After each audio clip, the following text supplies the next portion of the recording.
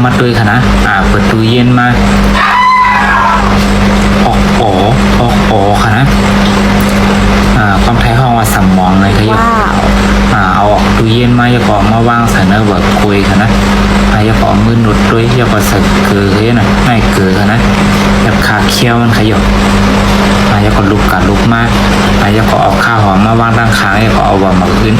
อย่าก็อย่างอีกก็มุกค่ะนะมาวางอย่าก็ขอดตองค่ะนะขอดตองอย่าก็กาเสือร้อนน้ำไม้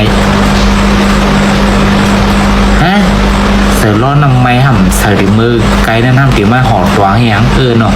ที่เรื่องมันหยับแล้วก็ไม่เอามาตูไม่ค่ะนะอย่าก็